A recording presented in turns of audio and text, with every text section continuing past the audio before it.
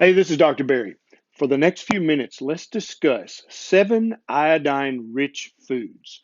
Now, you may already know from my previous iodine video that eating a diet rich in iodine is vital for all of your organs, for your brain, for all the glandular tissue in your body to work optimally. It's not optional. Iodine is an essential mineral. You have to have iodine or you will die. No questions asked. Now, there are millions of people who suffer from iodine deficiency in the world. Millions of people suffer from lots of chronic diseases that are completely preventable. And at least once a week, I'll post a video on this channel about how you can reverse those chronic medical diseases, the chronic suffering. And if you'd like to know about each video when it comes out, please consider clicking that subscribe button and click the little bell right beside it to enable all notifications so that every time I have a bright idea, you'll be one of the very first to know. Now, let's talk about iodine a little bit. I've got another video that I talked about how important iodine is to every mammal's health, especially all human beings, regardless of your age, regardless if you're in the womb, if you're a toddler, if you're a teenager, or if you are a senior, you have to have iodine to feel your best and to look your best and to act your best. And so I want to talk to you about food sources of iodine. I'd rather you not take any supplement if you can get the mineral or the vitamin that in question from your food. If you don't like any of these foods and you're just not going to eat them, I put a link to a really great iodine supplement down below in the show notes. It's the iodine supplement that I use if I'm not getting enough iodine in my diet. But I want to tell you about these 7 food sources so that you can try to eat more of these foods. First of all, they're very healthy for you overall, but they're also great sources of iodine. Iodine in food is somewhat of a complicated discussion because the iodine content in food varies based on where the food grew. So, if we're talking about things that grew in water, for example, sea fish have lots of iodine. Freshwater fish have very little, if any. Sometimes they can have some, but it all depends on how much iodine is going into the stream, river, creek, pond that they lived in. Again, with even sea vegetables, it depends on where they grew, where in the ocean, and also how they were grown. So, on average, wild seaweed has more iodine than farmed seaweed. Seaweed from certain oceans has much more iodine than from other oceans.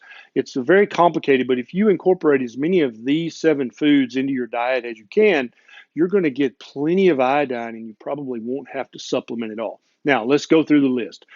Number one, without doubt, is sea fish. And we could say seafood, but sea fish, any fish that swims in the ocean is going to have plenty of iodine in its flesh. And that's because our source of iodine for the entire planet, it all comes from the ocean. It comes from rain that was picked up from the ocean. It comes from the ocean breeze that brings the seawater that's been evaporated into the coastal regions and into the coastal soil. And so any fish that comes out of the ocean, from large to small, is going to have plenty of iodine. On average, if you'll eat smaller fish from the ocean that are not predators and don't eat lots of other fish, they won't have as much of the mercury and other heavy metal pollution that you might get from eating some of the larger fish like swordfish. But so any fish that comes from any ocean is going to be a great source of iodine. It's also a great source of omega-3 fatty acids and hundreds of others vitamins and minerals that you need. Next is sea crustaceans. So any shellfish that comes out of the ocean is going to be a great source of iodine. This ranges from shrimp to lobster to crab to everything in between. Only if they are farmed and not actually grown in the ocean will they not be a good source of iodine.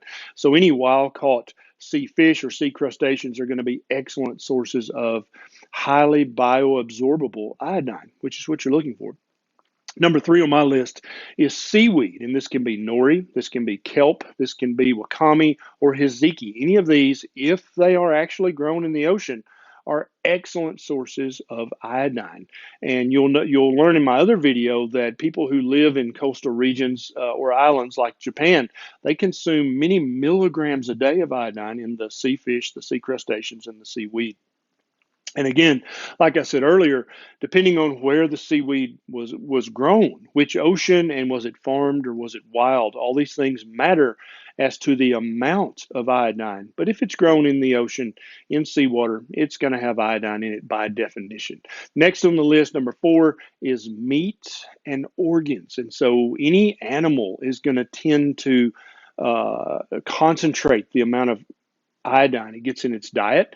It wants to store as much of that iodine as it possibly can, because all mammals, and indeed all animals, need iodine to live. They'll die without it. And so every animal, even if they're eating a very poor iodine diet from a part of the country or part of the world that doesn't have a lot of iodine in the soil, they're going to concentrate any little bit of iodine they get and store as much of it as they can in their meat, in their organs, and in their glandular tissue. And as nose to tail paleo and carnivore become more popular, people are eating more of the organs, more liver, more heart, and even starting to eat the glands again. And all of these sources are rich, rich sources of iodine, because all animals concentrate iodine in their glandular tissue because they need iodine for optimal glandular function. And so another great source of iodine is dairy. Now, again, this depends.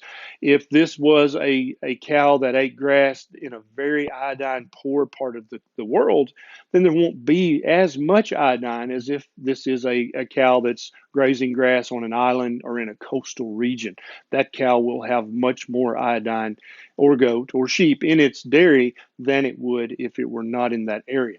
Also, and a lot of people think that milk and cheese and dairy products are a rich source of iodine, and that's actually sort of true, but the source of the iodine might surprise you. And so if we're talking about a farm, not a farm raised pastured cow, but a cow that grew up in a feedlot or on a dairy farm where they're basically kept confined and fed grains, the farmers actually add iodine to the grain in a kind of a more organic, not in an inorganic form of iodine. It's not as bioabsorbable as if the cow actually ate iodine-rich grass.